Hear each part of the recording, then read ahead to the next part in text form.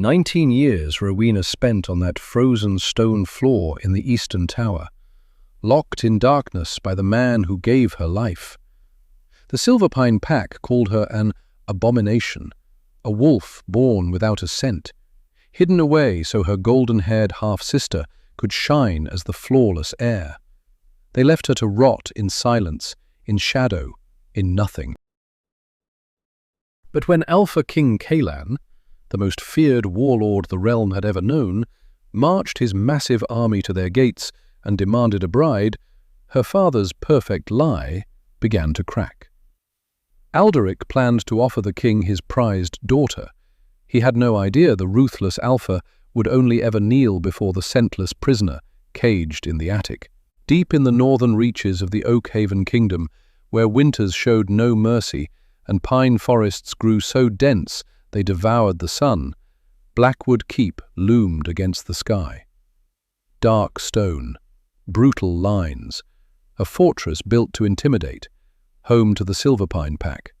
For generations, the Silverpine wolves carried a reputation forged in raw strength and iron pride. They were bound to the laws of the wild, to the cycles of the moon, and above everything else, to the sacred power of scent. Among wolves, scent was identity. It carried lineage, emotion, dominance, and truth. To possess no scent at all was to be something unspeakable. Rowena entered this world in absolute silence. When the Luna Beatrice delivered her firstborn on a moonless night, the midwives stumbled backward in horror. The infant made no sound. Worse, she carried nothing. No rich, earthy musk of a newborn pup. She smelled like cold water running over bare stone. And when the child's eyes finally opened, they weren't the golden or amber shades of the Silverpine bloodline. They were violet, piercing, wrong. Alpha Alderic, a man whose vanity ran as deep as his ambition, felt terror seize his chest. The pack elders murmured of ancient curses. A hollowed one, they called her, sent by dark spirits of the old world to destroy the pack from within. They demanded she be abandoned in the freezing woods, as brutal tradition required for the cursed. But Alderic, driven by some flicker of mercy, or perhaps a darker instinct of ownership, could not kill his own blood. So he built a lie instead. The pack was told the firstborn had died in the night. A small, empty casket burned on the pyre.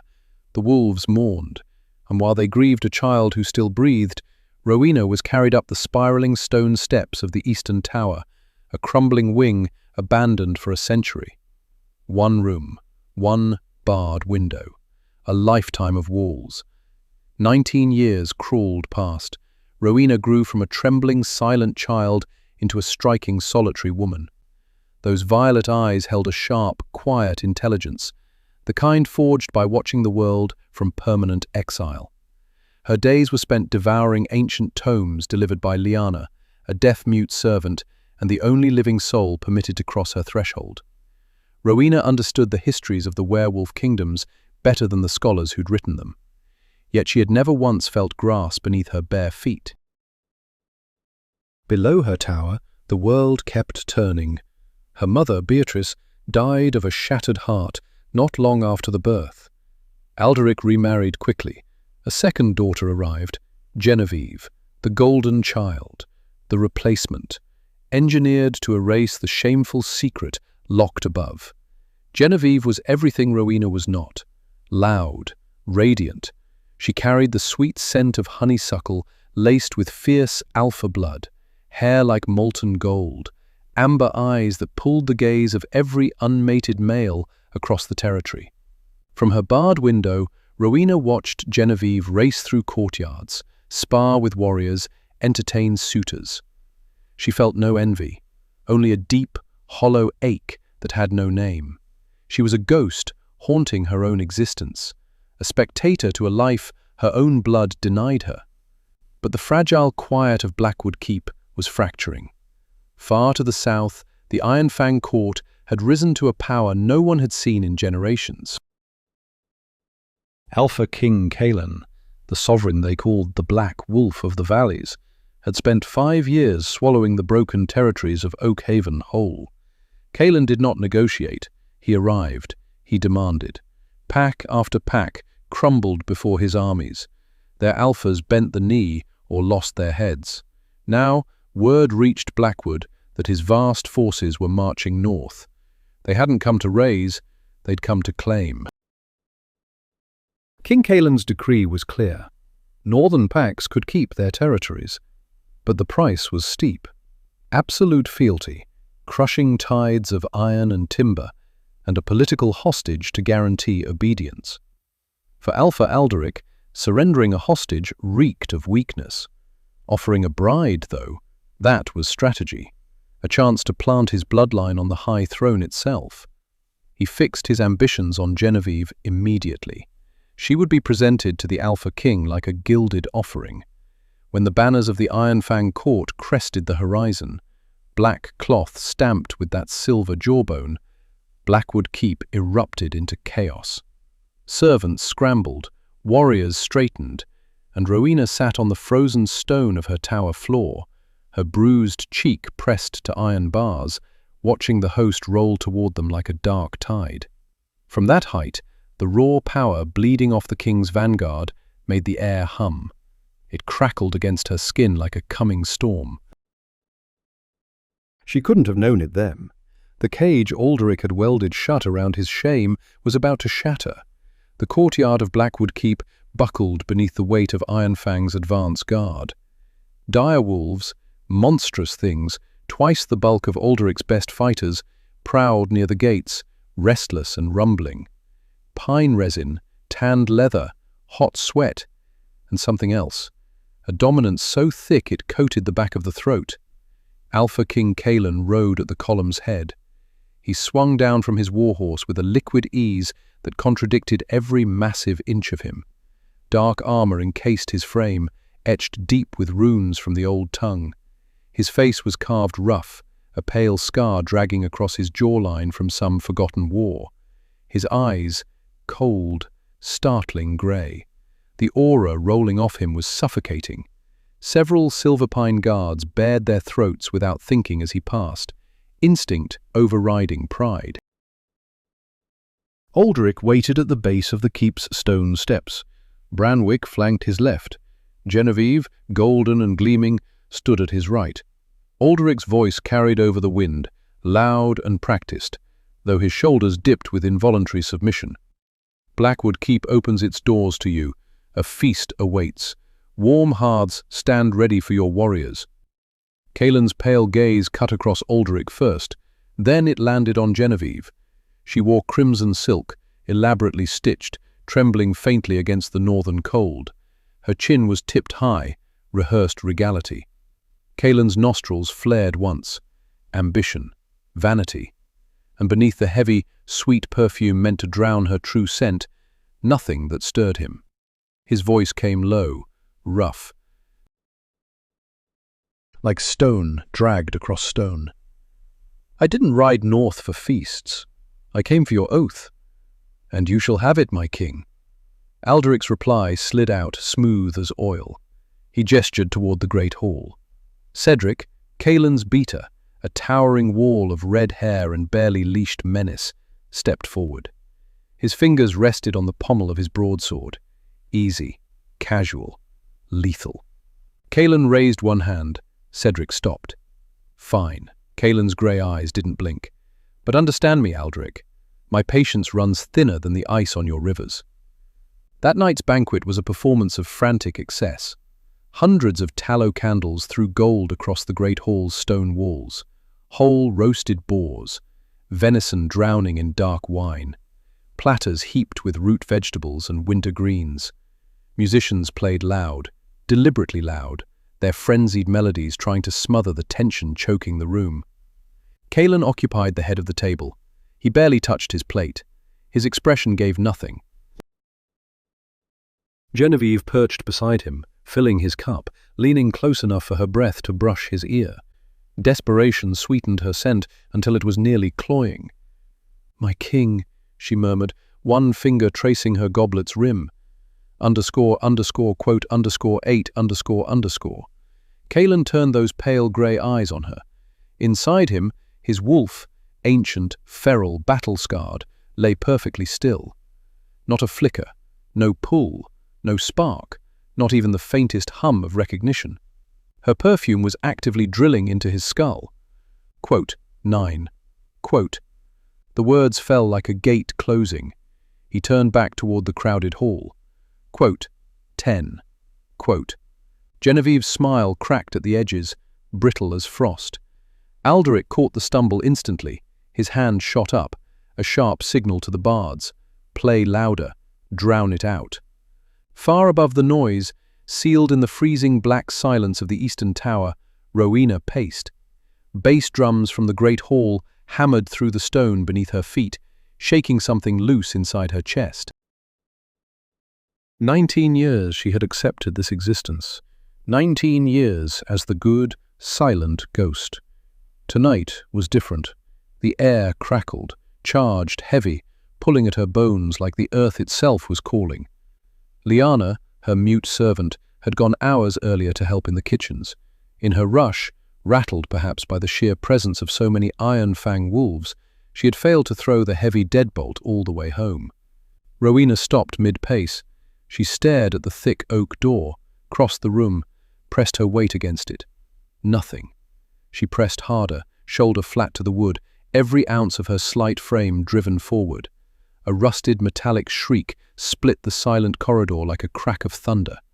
The bolt slid free. The door groaned open an inch, revealing the pitch-black spiral staircase beyond. Rowena's breath caught in her throat. Freedom. Raw, terrifying freedom. If Alderic caught her, he would kill her without hesitation. He would call her an intruder, a witch. He would execute her on the spot to protect his lie, and every visiting dignitary would nod along. But those drums below, they were beating in perfect time with her own pulse. She looked down at herself. A plain, undyed wool dress. No shoes, no weapon, only the shadows. Just to feel the wind, she told herself, stepping into the freezing corridor. Just to stand on bare earth for one single minute. Her feet found the spiraling steps, bare soles soundless on ice-cold stone. She moved through the castle from memory alone, guided by ancient blueprints she had studied in secret. No main corridors, only servants' passageways and forgotten cellars. She drifted like a phantom, utterly undetectable. The Iron Fang guards, stationed at every intersection, never turned their heads. They never even flinched. Because Rowena carried no scent. To a werewolf, danger announced itself by smell long before sound. Rowena offered neither. At last, she found a heavy wooden door leading to the western gardens, a neglected courtyard choked with dead briar roses and withered winter ivy. She pushed it wide and stepped into the biting night. Cold air struck her face like an open hand. Rowena dropped to her knees in the frost-covered grass. She drove her fingers into the frozen soil and wept, silently, violently, at the sheer, overwhelming sensation of the earth beneath her. Above her, stars blazed across the sky.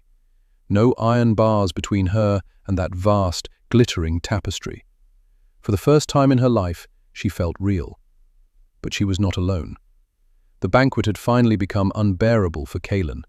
Alderic's political theatrics, Genevieve's cloying, desperate scent, the suffocating heat of the hall pressing against his skull. He needed cold air. He needed silence. He left Cedric to watch the room and slipped through a side door, moving through stone corridors until he found the abandoned western gardens. The raw, freezing wind off the northern mountains was exactly what his restless wolf demanded. He leaned against a crumbling stone statue, closed his eyes, and exhaled, long, slow, controlled. The conquest was nearly finished. Oak Haven belonged to him now. Yet victory sat hollow in his chest. 28 years old, an alpha king with no queen.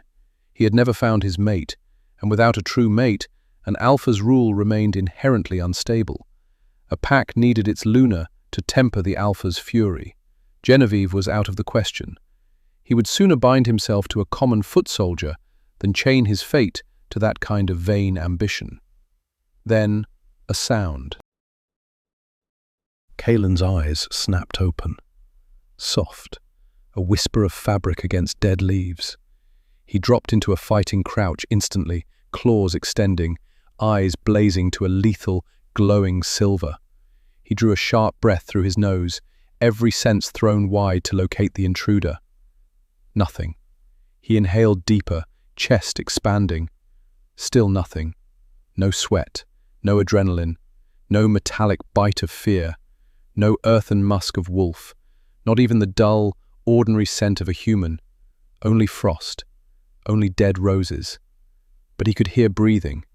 Shallow, erratic, ragged little pools of air. An assassin. Had to be. Some dark magic from the old world. A masking spell woven over a killer's skin. Every muscle in Kaelin's body coiled tight as braided steel. He traced the breath to its source, behind a wall of tangled briar, thick and overgrown. Kaelin launched forward. He ripped through the thorns, massive hands driving straight for the hidden throat. He crushed the small, fragile body against the keep's stone wall. His hand locked around a slender neck, hoisting the intruder clean off the ground. "Who sent you?" The snarl ripped from him, inhuman, demonic. The figure thrashed, nails raking desperately at his forearm. Kaelin squeezed harder, stepping into the moonlight to expose the assassin's face. His lungs locked. A woman, pale as bone under the silver light, draped in a torn, undyed wool shift. Her feet were bare. Blood beaded where the thorns had bitten into her skin. But her frailty wasn't what froze the Alpha King solid. Her eyes, wide, wild with terror, fixed on his, the color of crushed amethysts, violet, burning with a desperate inner glow. And then the impossible struck. Kaelin's inner wolf, that savage, blood-drunk beast who had torn through hundreds of men, who knelt before nothing, who commanded the raw terror of an entire kingdom, released a broken, whimpering cry inside his skull. It threw itself against the walls of his consciousness, not in fury, in absolute, devastating submission. Mate. The word detonated through Kaelin's mind, shredding every rational thought. Impossible. The mate bond answered to scent, a chemical key turning a spiritual lock. This woman carried no scent at all. She was a void. But the instant their gazes fused, a shockwave cracked through his nervous system like a spine breaking. A tether of molten iron forged itself between his chest and hers. Instant, irreversible. Kaelin released her. Rowena crumpled onto the frozen grass, choking, hands clutching her bruised throat. She dragged herself backward into the dirt, heart slamming against her ribs like something caged and dying. She stared up at the giant looming above her. His eyes had shifted back to stormy grey, but they were blown wide. Shock, confusion, and something darker. Possessiveness, raw and sudden. "What are you?" Kaelin's voice came out barely a breath. He couldn't detect her scent. It defied every law written into his blood. Yet his wolf was screaming, demanding he drop to his knees and bare his throat to this barefoot, shaking girl. "Please," Rowena rasped. Her voice was shredded from years of silence and the crushing force of his grip. "Don't kill me. I only wanted to see the sky." Kaelin went still. Her words drove something sharp between his ribs. He lowered himself, crouching, bringing his massive frame level with hers. His hand reached out. It was trembling, a weakness he had never once permitted himself. He caught her chin, angling her face into the moonlight. "You are of Blackwood," he said quietly. The aristocratic architecture of her cheekbones, the silver blonde hair spilling wild across her shoulders. "But you carry no scent, and your eyes are violet." Rowena pressed her eyes shut, bracing for the blow, for the revulsion. "I am cursed. Please, just let me return to the tower. Alderic will kill me if he discovers I escaped." Alderic? Kaelin's thoughts snapped into motion. Old rumors surfaced. whispers buried nearly 2 decades deep. The firstborn daughter of Alderic and Beatrice, born dead. A dark omen. __quote _ 19 __. Kaelin murmured. His thumb dragged across her pulse point. That frantic, hammering rhythm beneath her skin, it was the most intoxicating thing he had ever felt. Rowena whispered. A single tear traced down her cheek. A deep, possessive growl rolled through Kaelin's chest. The truth struck him like a battering ram. Alderic had caged his true mate for 19 years. He had buried a queen inside a tower because he was too blind to comprehend what she was. Rowena flinched at the growl, but no strike came. Instead, Kaelin slid his arms beneath her knees and behind her back, lifting her against his chest as though she weighed nothing. Rowena broke, thrashing against his armor. "No, no, please! He will kill me! Put me down!" "Alderic will do nothing," Kaelin's voice rang out. Absolute, terrifying, final. The shock dissolved into something colder, something lethal, a fury aimed squarely at the alpha of Blackwood. Kaelin pulled Rowena closer, pressing his face into her hair.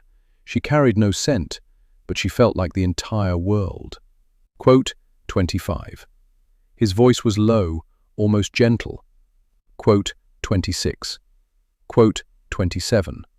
Rowena's voice broke with terror as Kaelin turned from the shadows and strode toward the heavy wooden doors leading back into the keep.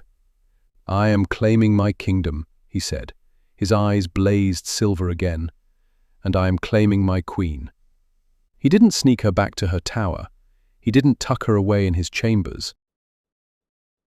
Alpha King Kaelin drove his boot through the oak doors of the western wing and marched down the main corridor, carrying the barefoot, shaking, cursed secret of Blackwood Keep straight toward the Great Hall. Ready to reduce Alderic's world to ash. The Great Hall was a spectacle of indulgence. Raucous laughter crashed against stone walls. Goblets clashed. Lutes shrieked under frantic fingers. Genevieve sat poised in a delicate, practiced laugh, her hand resting dangerously close to the empty chair Kaelin had abandoned. Then the iron-banded doors at the far end detonated inward. The sound split the air like a war drum. Heavy wood cracked against stone so violently that a tapestry ripped free and crumpled to the floor. The music stopped dead. Laughter strangled itself in the throats of Silverpine warriors. Hundreds of glowing eyes locked on the entrance. Alpha King Kaelin entered. He did not walk. He devoured the room with every stride. His alpha aura crashed through the hall, thick, suffocating. Absolute. Lesser wolves buckled. Knees hit stone. Instinct screamed submission into their bones. But it wasn't the king's devastating presence that made Alpha Alderic's golden goblet slip from his fingers. Wine splashed across the high table like spilled blood. It was what Kaelin carried. Cradled against his dark, rune-carved armor, a gaunt, barefoot woman in a threadbare, undyed shift. Silver-blonde hair spilled over Kaelin's arm. She trembled visibly, her face buried against his chest, hiding from the sudden assault of candlelight and the gaze of 100 predators. Genevieve rose slowly. Crimson silk whispered in the dead silence. __quote _30 __. Her voice wavered, her nose twitched, searching for the woman's scent. There was nothing. What is this? Who is that beggar? Alderic's face collapsed. Every shade of color drained away, leaving him grey as wet ash. His chest heaved. Raw, naked panic seized his heart and squeezed.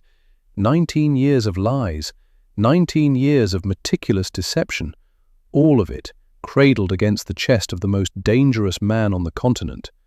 Alderic's voice erupted, ragged, cracking with desperation. A trembling finger stabbed toward Kaelin. That woman is feral, a cursed stray that wandered into the keep. Remove her from the king at once. She is dangerous. A dozen Silverpine warriors, unsheathed their swords. They stepped forward, hesitant, terrified, caught between their alpha's command and the suicidal prospect of approaching the black wolf of the valleys. They never took a second step. Cedric unleashed a roar that shook soot from the rafters. 50 iron-fanged soldiers drew broadswords in flawless unison. Steel sang through the hall. The sound carried a single promise: absolute carnage. Cedric planted himself between the Silverpine guards and his king. Golden eyes burned with killing intent. 34, he said quietly. The quiet was worse than shouting. The Silverpine warriors went rigid. Their eyes darted back to Alderic in mute panic. Cailan didn't spare the drawn blades a glance. His gaze stayed fixed on Alderic as he marched down the center aisle. He stopped at the base of the high table, lowered Rowena gently to her feet, but his arm stayed locked around her waist, massive, immovable, pulling her flush against his side. Rowena's eyes never left the floor. The sheer volume of the hall, the overwhelming stench of roasted meat, sweat, fear, aggression, all of it crashed into a woman who had spent 2 decades sealed inside absolute silence. The world tilted beneath her. She grabbed hold of the only steady thing left, the furnace-hot, iron-rigid body of the king. Cailan's voice dropped to a whisper so sharp it could draw blood. "Astray?" "Yes, my king," Alderic said through clenched teeth. The lie sat heavy in the air. "She is a hollowed one, an abomination born without a wolf's scent. It is dangerous for you to touch her. The old laws demand she be given to the pyre. Hand her to my guards, and let us return to the feast. I will present you Genevieve, as agreed." "Genevieve reeks of desperation," Cailan said, blunt as a hammer strike. He did not look at the golden-haired girl, not once. Genevieve's mouth fell open. Her face flooded a deep, bruised purple as low, cruel snickers rippled through the iron-fanged soldiers. Cailan extended one hand and placed a single finger beneath Rowena's chin. He tilted her face upward, slowly, deliberately, so every soul in the hall could see. A wave of gasps tore through the older members of Silverpine, the elders, the ones who had stood in the birthing chamber when Beatrice labored. They stared now with naked horror. "Look at her eyes, Alderic!" Cailan's voice swelled into a thunderclap that permitted no defiance. The hall broke into frantic murmurs. One ancient elder breathed, knuckles white on his cane. Cailan snarled. His gaze swept the room like a blade, then locked back onto the trembling alpha. Alderic's fists crashed against the table. "She is cursed! She brings rot and ruin. To claim her is to invite death into your own house." "To claim her!" Cailan roared, and his silver eyes blazed so fiercely they threw light across the stone walls. "Is my divine right?"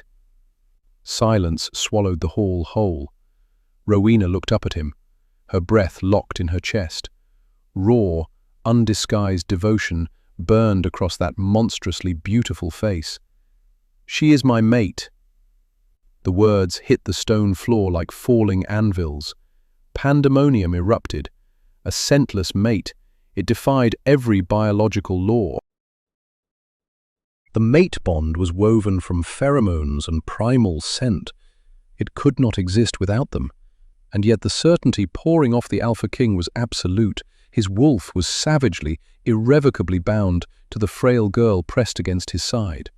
"You came seeking my oath," Alderic hissed. A suicidal gleam sparked in his eyes, the look of a man watching his empire crumble in real time. "You came for an alliance. Take the cursed one, and you take her as Blackwood's enemy. We will never kneel to a king who beds a demon." Cailan laughed, low, dark, rumbling like distant thunder. It was the most terrifying sound in the room. "Alderic, you have misread the purpose of my visit entirely. I did not ride here to request your loyalty. I came to notify you that your lands already belong to me." He turned to Cedric. "Strip every Silverpine guard of his weapons. Any man who resists dies where he stands. Drag Alderic to the dungeons of his own keep. Let him learn what darkness tastes like. You cannot, Alderic screamed, clawing for the sword at his hip. His fingers never cleared the scabbard. Cedric exploded over the high table with horrifying speed and drove the pommel of his blade into Alderic's temple. The Alpha of Blackwood folded to the floor, boneless, like a puppet whose strings had been cut at once. Genevieve shrieked. She stumbled backward, face white with terror. Every Silver Pine guard in the hall watched their Alpha crumple. They looked at the Iron Fang army filling the room. Steel clattered against stone as weapon after weapon hit the floor. The sound was the death knell of the Blackwood dynasty. Kaelin looked down at Rowena. Those wide violet eyes stared back at him, drowning in shock beyond words. In 5 minutes, this terrifying warlord had broken her father, conquered her pack, and incinerated the prison walls of her entire life. Quote 5, 6, ___. His voice shed every trace of menace the instant he spoke to her. Soft, gentle, almost reverent. He unfastened his heavy cloak, fur-lined, velvet dark, and swept it around her trembling shoulders. She disappeared into his warmth, into the scent of pine and worn leather. Quote 57 ____. They rode through the black hours before dawn, and the towering, suffocating shadows of Blackwood Keep shrank behind them until they were nothing at all. Kaelin wouldn't spend one more hour inside the fortress that had served as his mate's grave. The Ironfang vanguard pushed hard through snow-heavy pine forests, their massive direwolves carving a trail toward the southern valleys. Rowena rode in Kaelin's personal carriage, heavily armored, lined with thick bear pelts, warmed by a small iron stove. She wore an oversized tunic he'd given her, her feet finely sheathed in fur-lined boots. She pressed close to the small glass window, watching moonlight spill across the forest canopy. The sheer enormity of the open world left her drunk with wonder. Every tree, every shadow, every distant star, a miracle. 19 years she had read about this world from a tower. Now it was rushing past her in silver and black. Kaelin occupied the seat across from her, his enormous frame swallowing most of the space. He watched her with a quiet, burning reverence. His inner wolf, that restless, savage thing forever demanding blood and dominion, lay completely still. Curled in his mind like a tamed hound, purring, content simply because she breathed the same air. Quote 58 ___. Kaelin said at last, his deep voice slicing through the grind of carriage wheels. Rowena flinched, pulling her gaze from the window. She looked at him, still unable to fathom that this terrifying king, a man who had broken kingdoms and shattered her father with a single word, gazed at her as though she were spun from glass. Quote 59 ___. Rowena answered softly. Her voice still carried that roughness, threaded with a delicate musical cadence. Quote 60. Quote 61, he corrected, gentle as stone can be. Quote 62. Rowena drew the fur cloak tighter around her narrow shoulders. Kaelin leaned forward, elbows braced on his knees. One large, calloused hand reached out and gently enclosed both of hers. Quote 64. He paused. Quote 65. 2 days passed before the vanguard reached High Cross Keep, a towering, impregnable fortress marking the border of Ironfang territory. Here, Kaelin sent for Agatha. She was the oldest living member of the Ironfang pack, blind seer, chief healer, a woman whose mastery of werewolf biology and ancient magic exceeded anything bound in written pages. Frail and hunched, milky white eyes staring at nothing, she leaned hard on a carved yew staff. When they brought her into the king's private chambers, where Rowena sat nervously beside a roaring hearth, the old woman froze at the threshold. "Leave us, Cedric," Agatha commanded the beater who had escorted her. Her voice scraped like dry leaves dragged across stone. Cedric bowed and withdrew, leaving Kaelin, Rowena, and the blind healer alone. Agatha did not approach Rowena right away. She stood rooted by the door, nostrils flaring, head tilting side to side, as though tuned to some frequency neither Kaelin nor Rowena could perceive. "Extraordinary," Agatha breathed, her milky eyes blown wide. She hobbled forward and dropped to her knees before Rowena's chair. Kaelin stiffened, stepping closer. Agatha released a dry, barking laugh.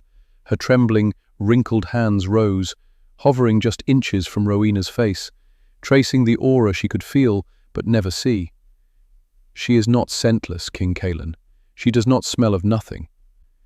"I smell nothing," Kaelin countered, brow furrowed deep, "and I possess the sharpest senses in the realm." "Because your senses are tuned to the earth, to blood, to violence and passion," Agatha replied, her voice quaking with reverence. "You are an alpha. You smell the mundane world. This child, she smells of the ether." Rowena's gaze shifted to Kaelin, then back down to the old woman.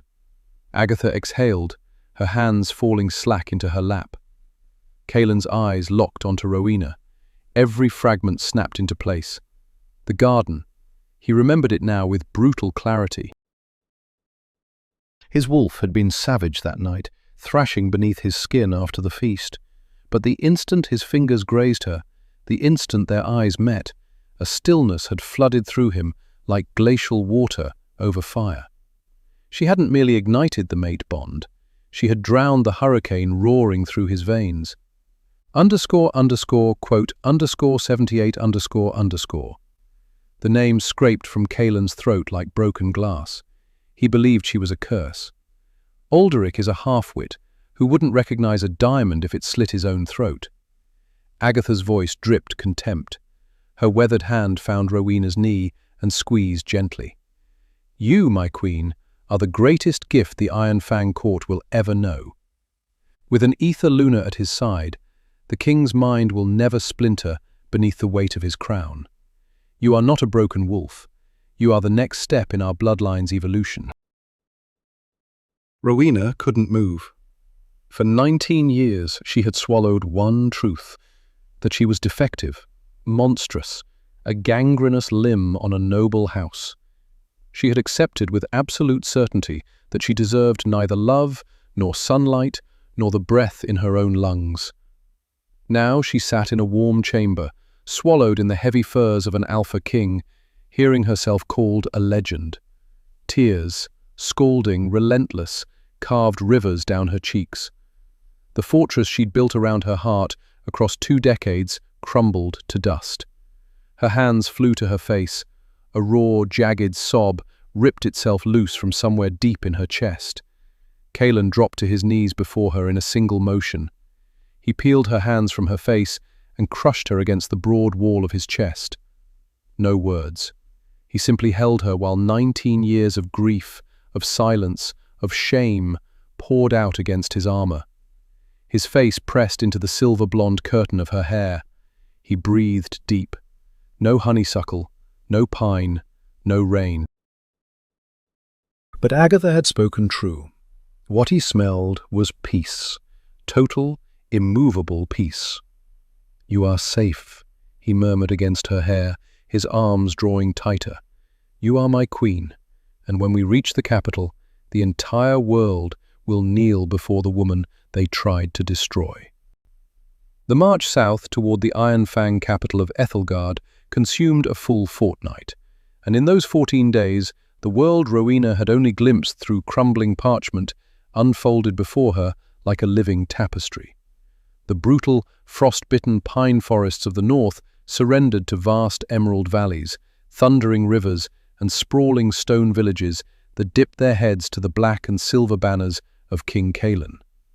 Day by day, the barefoot ghost who had cowered in the corridors of Blackwood Keep grew thinner, fainter, until she nearly vanished. Beneath Kaelin's ferocious devotion, Rowena opened like a bloom breaking frozen soil. He clothed her in gowns of deep violet and midnight velvet, colours that made her pale hair glow and her strange eyes burn. But the gowns were not what mattered. He listened. When Kaelin convened war councils with his generals along the road, he demanded Rowena take the seat beside his heavy oak chair.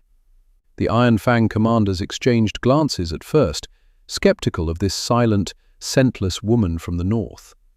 Their doubt didn't survive long. 19 years locked away with nothing but decaying books had forged Rowena into something none of them expected. She knew Oakhaven's history, its terrain, its forgotten treaties, all of it catalogued behind those quiet eyes. Her tactical mind cut like a freshly whetted blade. But the darkness she'd fled was not finished with her. On the 12th night, as the vanguard made camp among the crumbling bones of an ancient amphitheatre, an Iron Fang scout tore into the encampment at a dead gallop.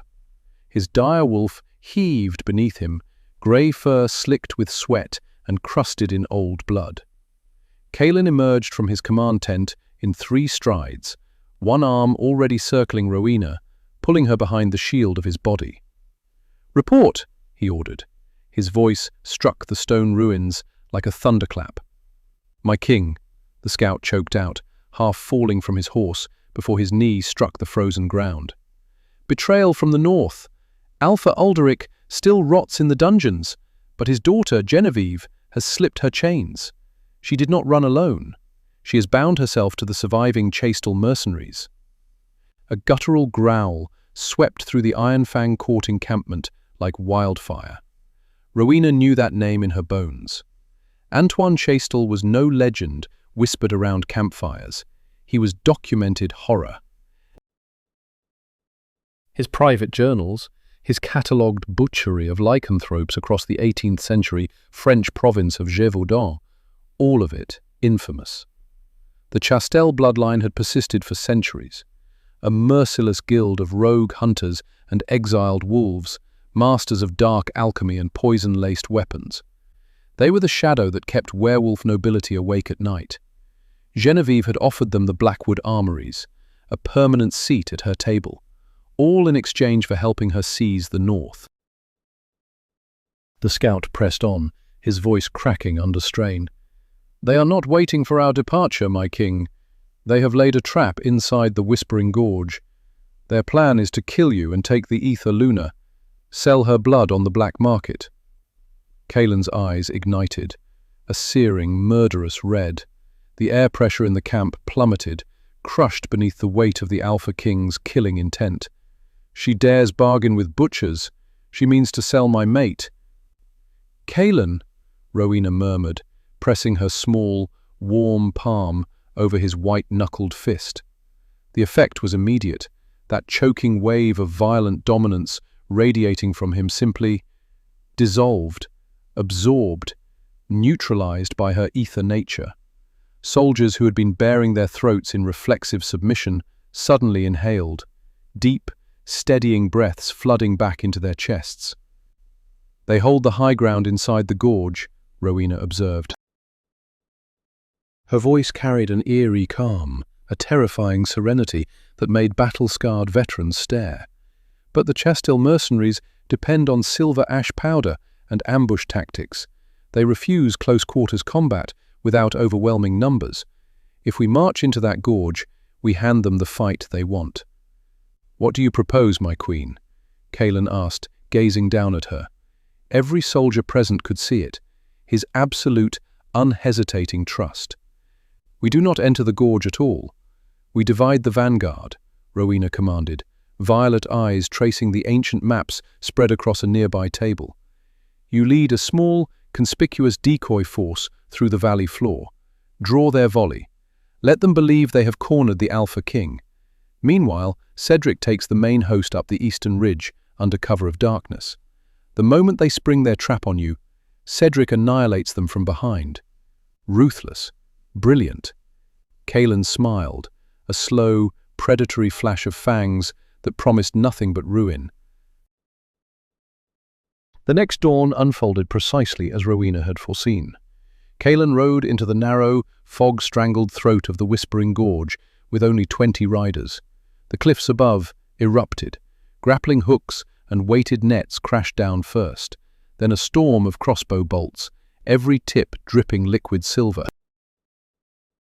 Genevieve stood at the cliff's edge, flanked by hooded Chastel mercenaries. Quote, 94, quote, she screamed, her face contorted into something grotesque, raw jealousy and unbridled rage. Underscore, underscore, quote, underscore, 95, underscore, underscore.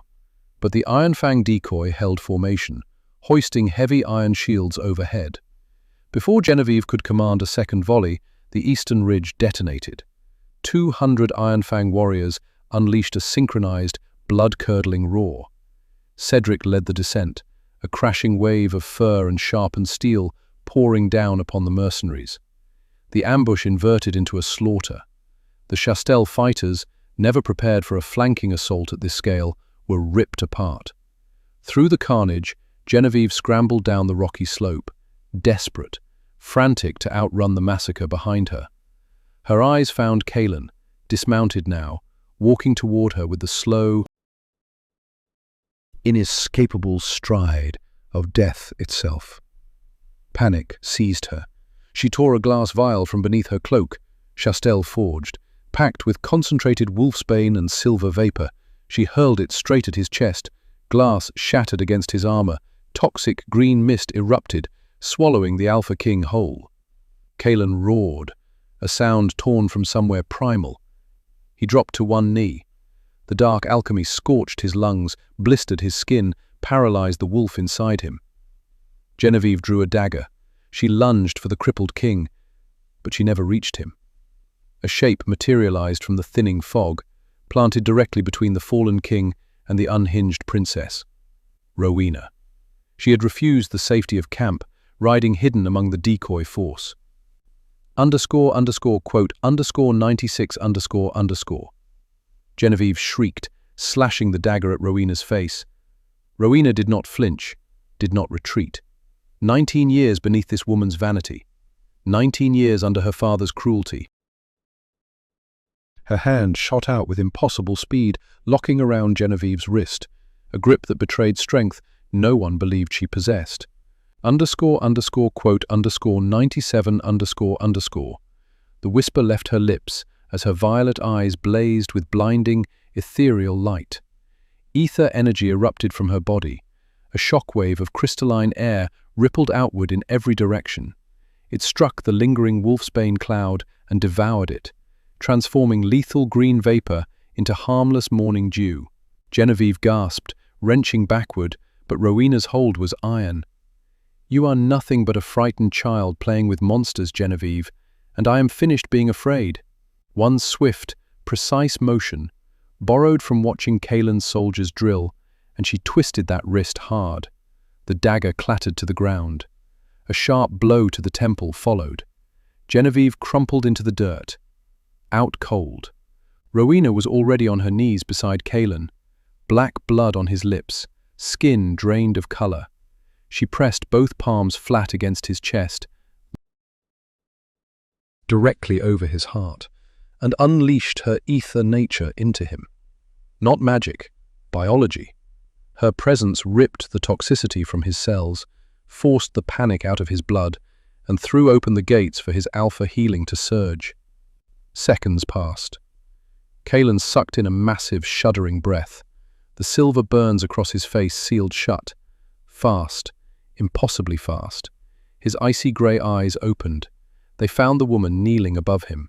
Underscore, underscore, quote, underscore 99, underscore, underscore, he rasped, and dragged her down into a fierce, desperate kiss, surrounded by the carnage of the gorge. High on the cliffs above, Cedric and the victorious Ironfang court army looked down upon them. Swords crashed against shields in thunderous, rhythmic salute, for their king and for the Ether Luna who had just proved her absolute supremacy. Ethelberg was a masterpiece carved from ambition itself, a sprawling metropolis built into the flank of a massive, dormant volcano. Walls of black iron and obsidian, towering spires that punctured the clouds. When King Kaelin and Rowena passed through the great iron gates, the city did not cheer. It roared. Word had already travelled, the Aether Luna's tactical brilliance at Whispering Gorge, her miraculous healing of the king. Tens of thousands packed the streets, hurling crushed pine needles and white winter roses across the cobblestones. Rowena rode tall upon a magnificent white direwolf, side by side with Kaelin. No longer a barefoot ghost in a wool shift. Midnight blue riding habit, silver armor fitted across her shoulders, a heavy cloak of white direwolf fur trailing behind her. Those violet eyes, once hollowed by terror, now swept across her people with profound empathy and unyielding strength. Justice came first. In the grand throne room of Ethelberg, beneath a massive chandelier of wrought iron and glowing crystals, Genevieve was dragged before the royal dais in heavy iron chains. Blackwood's golden daughter, filthy, broken, her ambition ground to ash. Kaelin occupied the obsidian throne. His presence alone crushed the air from the room. No warmth, no mercy. Genevieve collapsed to her knees, forehead striking cold stone. Sobs racked her body. She choked, lifting her gaze toward Rowena. Rowena stared down at her, this woman who had bathed in luxury while Rowena rotted in a cell. No vengeance stirred in her chest, only a deep, heavy pity. Death was too simple. Death ended the lesson before it was learned. Rowena rose from her throne. Her voice rang through the silence of the hall, clear as struck crystal. You will not burn. You will be stripped of every pack tie you hold. Agatha's alchemy will bind your wolf, and you will be cast beyond the eastern sea, into human territory. Her voice did not waver. You will spend the rest of your days without the strength of a wolf, without the shield of a pack, without a scent. She paused, letting each word land like a sentence of its own. You will finally understand what it means to be hollow.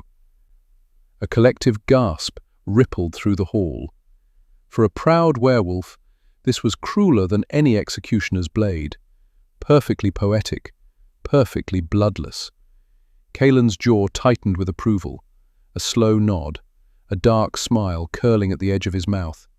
He raised one hand. The guards seized Genevieve, who screamed and thrashed as they hauled her from the chamber. That evening, 1,000 silver braziers blazed inside the great temple of Ethelberg. The night of coronation had come. Rowena knelt before the high altar, head bowed. Blind Agatha stood above her in ceremonial robes, cradling a crown of intertwined silver branches set with a single enormous amethyst, a stone that mirrored Rowena's eyes as though it had been grown for her. For centuries, we believed the ether was extinct. Agatha's weathered voice rolled through the vast stone cathedral. We believed the gods had surrendered us to our own savagery. But from the darkest tower in the north, the light has returned. Agatha lowered the crown with reverent hands onto Rowena's silver-blonde hair. Rise, Rowena of House Aether. The proclamation thundered off every wall. True mate to the Black Wolf. Anchor of the Iron Fang Court. Unquestioned High Queen of Oak Haven. Rowena rose. She turned to face the congregation. Below her stood the greatest Alpha King the world had ever known, and he gazed up at her with a devotion so raw it bordered on worship.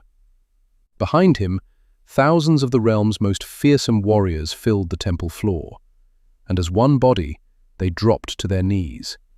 Every head bowed low in absolute submission to their scentless, magnificent queen. She had spent 19 years caged in darkness, told she was nature's cruelest mistake. Tonight she was the sky itself. The legend of the Ether Queen endures as proof of prejudice's devastating cost and destiny's unyielding hand. Alpha Alderic's frantic crusade to bury what he called a biological flaw only shielded the very salvation his world needed most. By imprisoning Rowena, he unknowingly guarded the realm's most vital treasure from the politics and wars that would have consumed her. King Kaelin, a ruler forged in blood and conquest, discovered his absolute equal not in some warrior of legendary pedigree. He found her in a silent scholar who taught a feral kingdom that peace could be the fiercest weapon of all. Rowena's path from a forgotten barefoot prisoner to the revered High Queen of Oak Haven stands as living proof. True power does not always roar. Sometimes it is the quiet, unbreakable calm that anchors the storm. They called her a curse. In the end, she became the very heartbeat of an empire.